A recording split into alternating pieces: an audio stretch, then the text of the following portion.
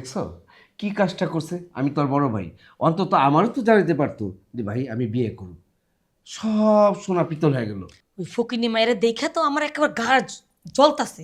কি করুম কও, মনে ইচ্ছা ছিল যে আমার দেওয়ার আমি একটা কুড়িপুতি করে মাইয়া বিয়া করামু, আর ওই মাইয়া গো মানে ওর শ্বশুরবাড়ির থেকে মোটো অঙ্কের একটা যৌতুক নিমু। সে আশা পূর্ণ হইলো না, বিয়ে করছে একটা ফকিনি মাইয়া। 2 দিন পর দেখো আমাদের সম্পত্তির প্রতি লোভ দিব।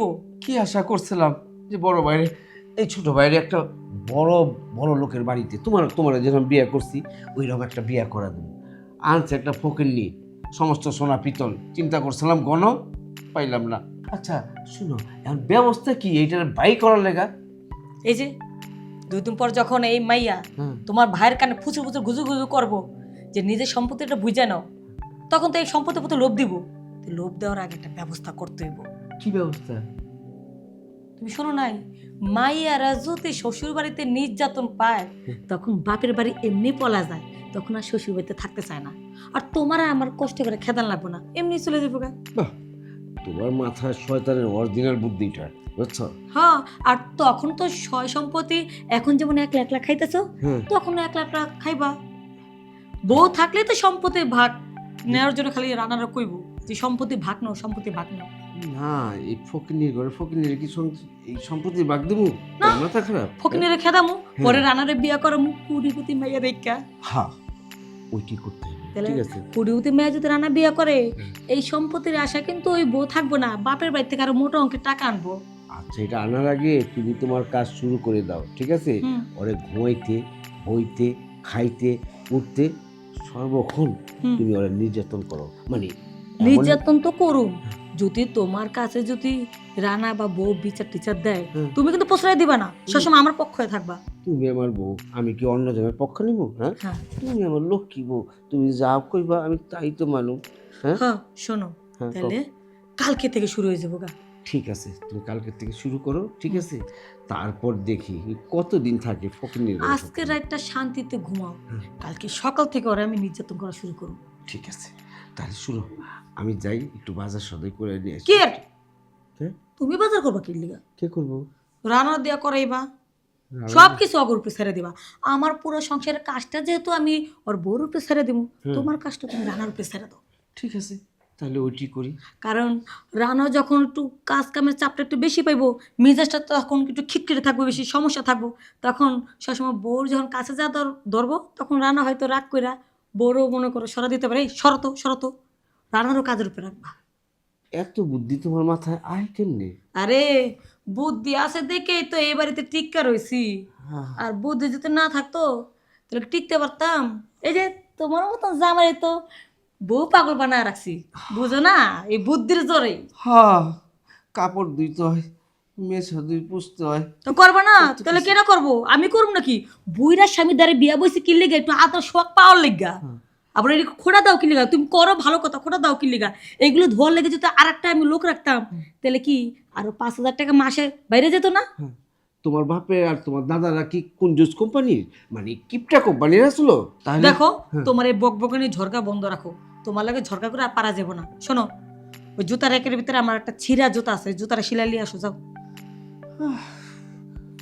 ভালো কামই দিছ, প্রতিদিন জুতা ছিঁড়া, শাড়ি ছিঁড়া, ব্লাউজ ছিঁড়া, এইগুলি। তাহলে করবোটা কেডা? আমার কি নতুন নাগর আছে নাকি যে করবো? যাও তো। আচ্ছা, যাইতেছি। আরে সংসার। স্বামীরে তো হাতের মুঠি করে ফেলেছি, এখন যদি আমার দেওরে হাতে মুঠি করে ফেলাইতে পারি, তাহলে তো সব সম্পত্তি আমি একলাই ভোগ করব। যাই, কাজের বুয়াটারে না করে দিব, কালকে থেকে যেন কাজে না আহে।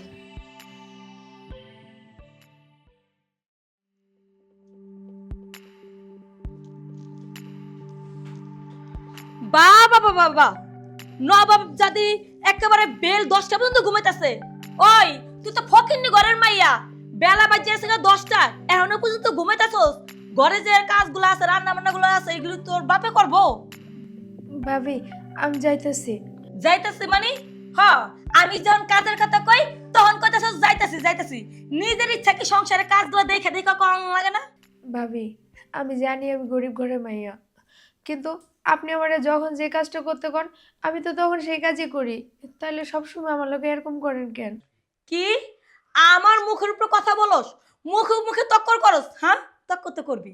তোর বাপ মা তো তোর শিক্ষা দেয় নাকা, শিক্ষাটা দিব কেমনে? তুই তো গরিব ঘরের মাইয়া, শিক্ষা দিতে গেলে তো টাকা পয়সা লাগে। তুই তো একটা মূর্খ মাইয়া, এটা আমি দেখলেই বুঝতে পারতাছি। দেখেন ভাবি, আপনি আমারে যা মনে চায় তাই কর। আমার বাপ মায়ের তুইলা কোনো গালিগালাজ করেন না। তুই হলো ছোট লোকের মাইয়া, তোর বাপ মা কি আমার বাপ মা মতো লাখ লাখ টাকা কি ভাঙ্গা এই বাড়িতে বিয়া দিছে নাকি? হ্যাঁ, যা সংসার সব কাজ করবি। আর শোন, এরপর থেকে যদি তোরে আমার কাজের কথা কয়ে দেন লাগে, আমি আর তোর কাজের কথা কমবো না। দরকার পড়লে আমার দেবরে আমি আরেকটা বিয়ে করবো, তাও কুটিপুতির মাইয়ারে, তোর মতো ফকিন্নি মাইয়ারে না।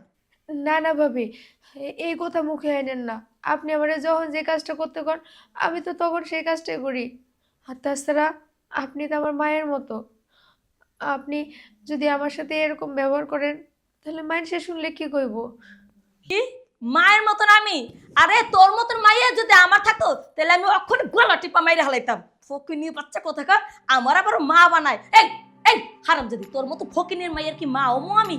হ্যাঁ, না না ভাবি, আপনি এই কথা কইেন না। আপনি আমারে যখন যে কাজটা করতে কোন আমি তো তখন সেই কাজটাই করি। আর তাছাড়া আপনার দেবর তো আমার স্বামী, আমার লগে তার বিয়ে হয়েছে, আবার অন্যখানে বিয়ে দেওয়ার কথা কোন কেন? আমি মানি আমি গরিব ঘরে মাইয়া, তাই বলে কি আবার কোনো মূল্য নাই? দেখ এখন যা, তাড়াতাড়ি কাজগুলো করে ফেলা।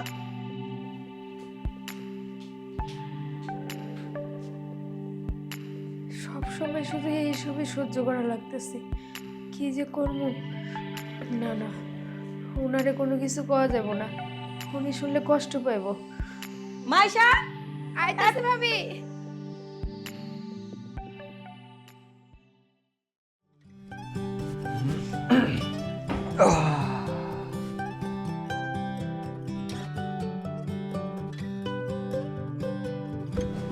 কি তুমি আইছো? আসলাম। আচ্ছা এক কাজ করো, কি? তুমি ফ্রেশ হও, আমি তোমার জন্য খাবার রেডি করতেছি। হবো। তোমার আজকে এমন লাগতেছে কেন? কই না তো, আমি তো ঠিকই আছি।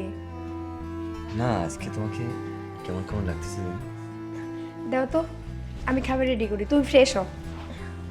এই শুনো তো, মন খারাপ করো। কি হয়েছে তোমার? আমার কিছু হয় নাই তো, আমি ঠিক আছি। আমাকে বলবে না, কাকে বলবো? বলো কি হয়েছে? আমার স্বামীর বাড়িতে কোনো কিছুর অভাব নাই, আমি যখন যা চাই তখন তাই পাই। না, তাহলে আবার আমার কিছু হবে কেন? একটা কথা কি, ভাই ভাবিকে না জেনে বিয়েটা করে ফেলছিলাম। এই জন্য ভাই ভাবি হয়তো আমার উপর একটু মন খারাপ, কারণ ওরা ছোট থেকে আমাকে লালন পালন করছে, লেখাপড়া শিখাইছে, বড় করছে, ভালো একটা চাকরি আমার হয়ে গেছে। তারপরেও ভাই ভাবিকে না জেনে বিয়েটা করাটা আমার ঠিক হয় নাই। কারণ তোমাকে যদি আমি ভালোবেসে ফেলছি, এই জন্য বিয়েটা করে ফেলছি, না হলে তো কোনো সমস্যা হতো না। যাই হোক, এটা নিয়ে এখন টেনশন করো না। আমি এসব নিয়ে চিন্তা করি না। হয়তোবা তাই ভাই ভাবির মনেও তো একটা আশা থাকতে পারে তোমার জন্য বড়লোক ঘরের মেয়ে নিয়ে আসতো, আর সেখানে আমি একটা গরিব ঘরের মেয়ে তোমার ঘরে বউ হয়ে এসেছি, একটু তো মানিয়ে নিতে সময় লাগবেই। হ্যাঁ, মেনে নিচ্ছি। ভাই ভাবি একদিন অবশ্যই মেনে নেবে। যখন আমাদের বাচ্চা কাচ্চা হবে, তাদের মুখ দেখবে, তখন তারা অনেক খুশি হবে, তখন মেনে নেবে। ঠিক হ্যাঁ, আছে? সেটা তো আমিও ভাবতেছি। এক বুক আশা নিয়ে এখনো সব কিছু মেনে নিচ্ছি যে একদিন না একদিন ভাই ভাবি আমাকে মেনে নেবে। আচ্ছা তুমি কোনো চিন্তা করো না, গরিব ঘরের মেয়ে বলে জন্ম নিয়েছি তাতে কি হয়েছে? একদিন না একদিন ভাই ভাবির মন আমি জয় করবই করব। হ্যাঁ, এই তো একটা লক্ষ্মী মেয়ের মতো কথা বলছো। এটা প্রথম প্রথম নতুন সংসার আসলে এরকম একটু হয়, এটা সবাইকেই সহ্য করে নিতে হবে।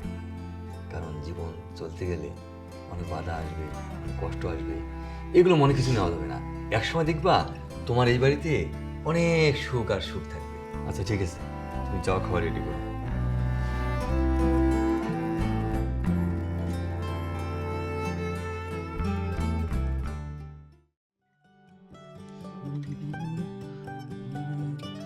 আরে ভাবি, আসসালামু আলাইকুম। ওয়ালাইকুম আসসালাম। কেমন আছেন?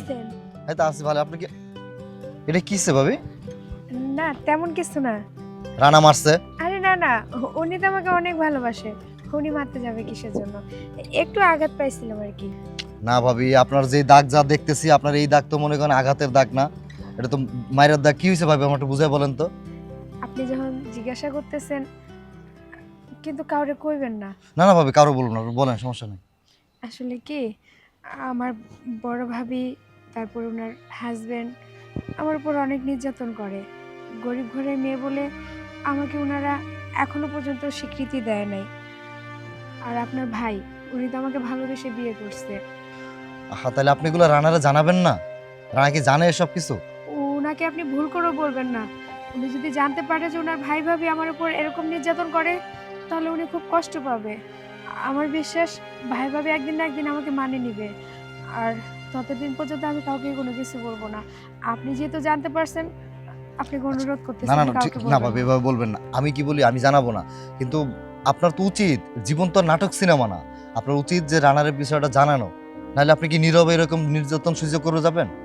কি করব, সংসারে ভালোর জন্য আমাকে সবকিছু চুপচাপ সহ্য করতে হচ্ছে।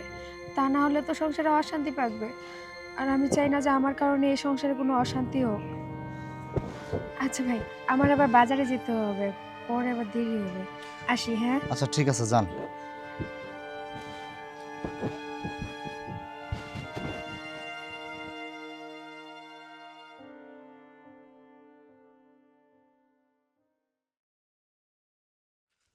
রানা দাঁড়ায়, কে কি খবর? তোর সাথে আমার একটু কথা আছে সেটা। আর কি কথা ক? তোর একটা কথা কই ভাই, ক কি কথা? মানে কথাটা বিষয়টা সিরিয়াস, কিন্তু তুই কিন্তু চেতাচেতি করতে পারবি না। হ্যাঁ না রে বোকা, বল কি ঘটনা আছে, বলবি না, না বললে আমি সেদবো কেমনে? মানে তোর বউ আমাকে ভাবি, তুই কি ভাবির দিকে একটু খেয়াল টেয়াল করস কিছু? কে তোর ভাবির কি হয়েছে আবার? তোর তো ভাবি ভালোই আছে। ভালো তো আছে, তুই তার শরীরের দাগগুলো দেখছস? শরীরের দাগ? শরীরে আবার কিসের দাগ? আরে বেটা, তার সারা শরীরে মায়ের দাগ। তুই আবার কি বলতিস এগুলো আবল তবল কথাবার্তা? কি বলিস? তোর বড় ভাই, তোর ভাবি, এরা মেয়েটারে মায়েরা কিছু থুইতাছে, তুই দেখছস একটা দিন? শোন ভাই, সংসারের মধ্যে একটা গ্যামজাম সৃষ্টি করিস না। আমরা ভাই ভাবি সবাই মিলে ভালো আছি, তুই আবার মাঝখানে একটা গ্যামজাম লাগাচ্ছিস, সৃষ্টি করছিস। আমি গন্ডগোল লাগাইতেছি না, আমার কথাটা হইলো গিয়া, আমি কইছি তুই বিষয়টা প্রমাণ কর, কিন্তু ঠান্ডা মাথায় বিষয়টা দেখবি, ঝামেলা যেন না হয়, হিতে বিপরীত না হয়। আমি বলছি দেখে যে ঝাঁপ দিবি তা না, আমি বলছি তুই ট্রাই কর যে আদাও সুজন কথাটা ঠিক করলো কিনা। এখন বন্ধু, আমি একটা কথা বলি, মনে কর তোর ফ্যামিলি তো আমার নাক গলানো উচিত না, তাই না? তোর ফ্যামিলির ব্যাপার, তুই এখন যা ভালো মনে করস, যা ভালো বুঝোস সেটাই কর। আচ্ছা যা, কথাটা তো বলছি, আমি দেখতেছি। আচ্ছা, ওকে।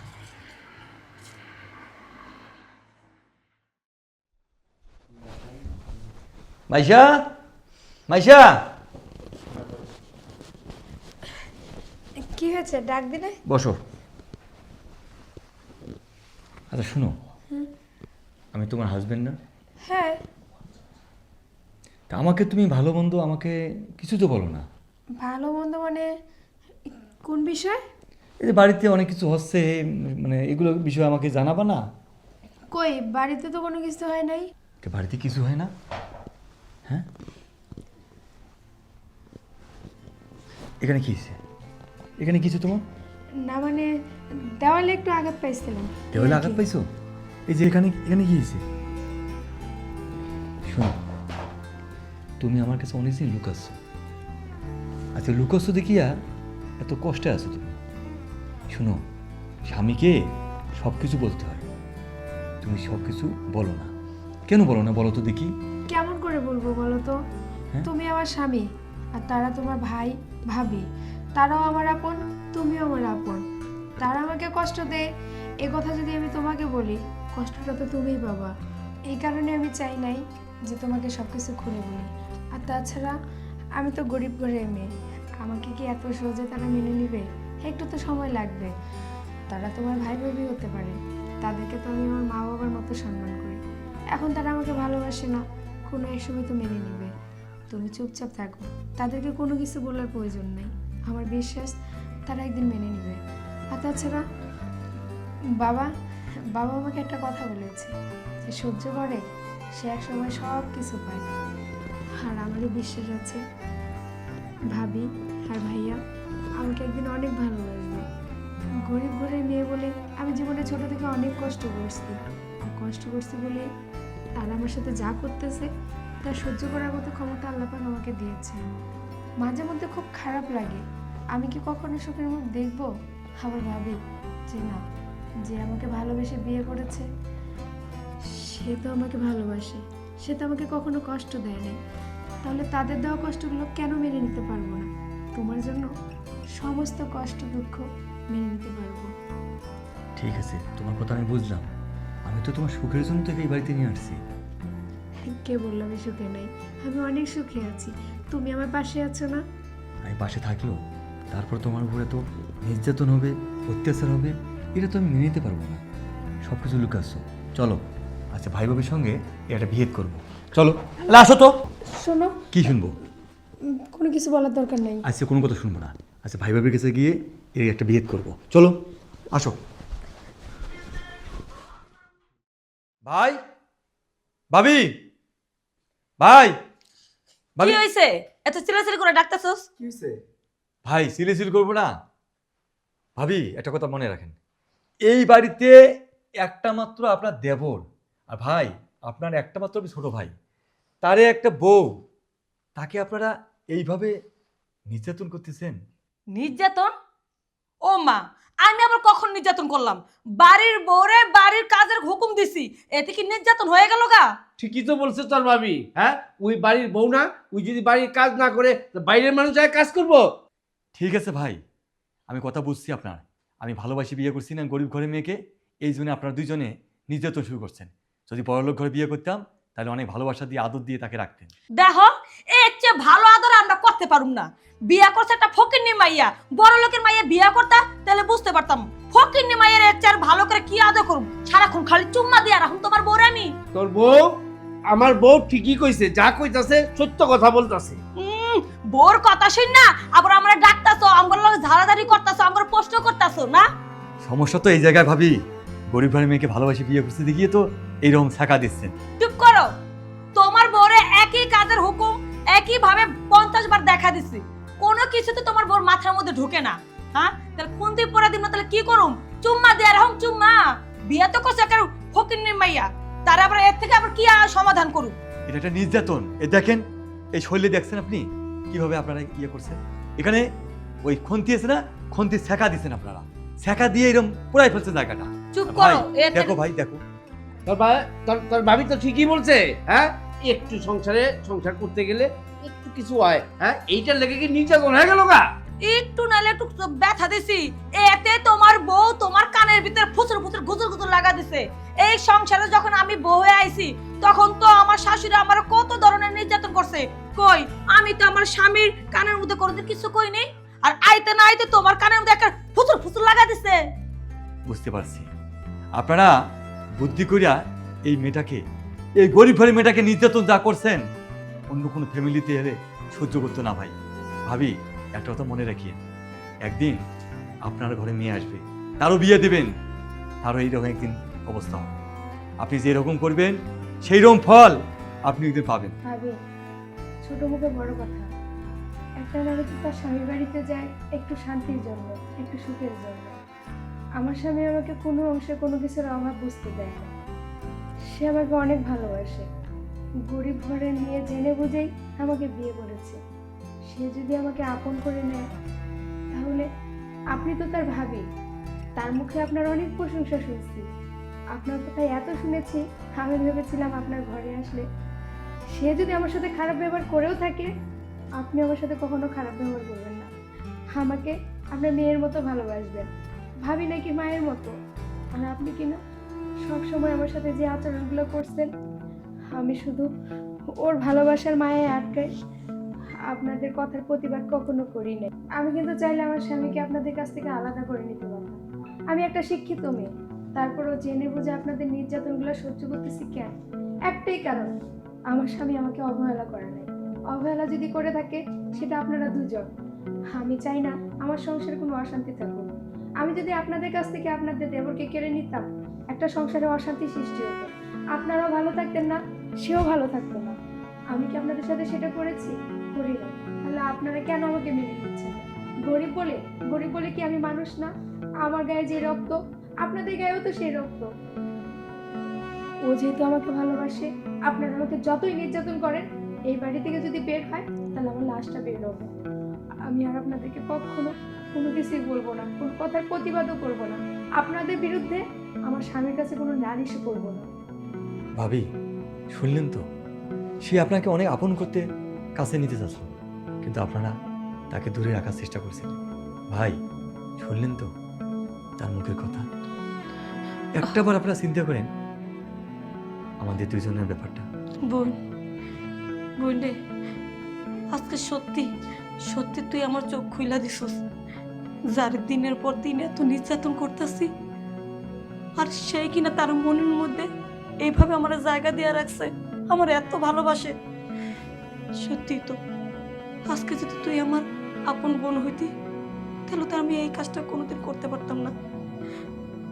দেখছো, যার দিনের পর দিনে এত এত অত্যাচার করছে, সবকিছু সহ্য করো, সেই বাড়িতে পড়ে আছে এবং পড়ে থাকবে, আর আমাদের উপরে কোনোদিন কোনো অভিযোগ করবে না। সত্যি সত্যি তোর ভিতরে অনেক ধৈর্য রে, সত্যি সত্যি তোর মনের মধ্যে অনেক ধৈর্য। তুই তুই আজ থেকে এবারে বউ না, আমার আমার ছোট বোন, আমার ছোট বোন হয়ে থাকবি। ভাবি, আমি না এই দিনটার অপেক্ষায় ছিলাম, কবে আপনি আমাকে আপন করে নেবেন, আপনার বুকে জড়িয়ে নেবেন, আর বলবেন এই সংসারে যখন যা যেভাবে করা লাগে আপনি হুকুম করবেন আর আমি সেটা পালন করব। আজকে আমি অনেক খুশি। আর সব থেকে বড় বিষয় কি জানেন ভাবি, আমি ছোট থেকে অনেক কষ্ট করছি, আর আল্লাহ পাকের কাছে এইটাই চাইছিলাম যে আল্লাহ আমাকে অনেক ধৈর্য দিও, সব কিছুই যেন আমি ফল ভালো পাই। আর আমি ধৈর্যের ফল আজকে পেয়েছি। আমার বিশ্বাস ছিল আপনারা দুইজন আমাকে মেনে নেবেন। ছোট বউ, আমি ভাবছিলাম তুমি এই সংসারে আয়া যদি আমার ছোট ভাইয়ের কান পড়া দাও, দিয়া সংসারে জায়গা জমি নিয়ে ভাগ করে দাও, তাই ভাবছিলাম তোমার চলে বলে আমরা তোমার এই অত্যাচার করে বাসাতে বাইর করে দিয়ে, তাহলে আমার চিন্তা থাকবো না। আসলে ওইটা আমাকে ভুল ধারণা আসলো। তোমরা যে আমাদের মনের ভিতরে এইভাবে জায়গা করে রাখছো বুঝতে পারিনি। তুমি অন্য সব মেয়েদের মতন মেয়ে না, আজকে বুঝতে পারছি। বোন, আমি আমার ভুল বুঝতে পেরেছি। আসলে এতদিন যা করেছি এটা ঠিক হয়নি। এখন থেকে এই সংসারের যত কাজ তুমি আর আমি দুজনে একসাথে মিলমিশ করে করব, আর কখনো তোমার উপরে চাপা দেব না। আর শুনো, আজকের থেকে তোমরা কেউ বাজারে যাবে না, আমি নিজে যাব, প্রতিদিন আমি বাজার করে নিয়ে আসবো। আচ্ছা ঠিক আছে। আয় ভাই বোন। ভাবি, আমি এই সুখের সংসারটাই চাচ্ছিলাম যে সবাই মিলেমিশে হাসি খুশিভাবে সংসার চালায় যাব।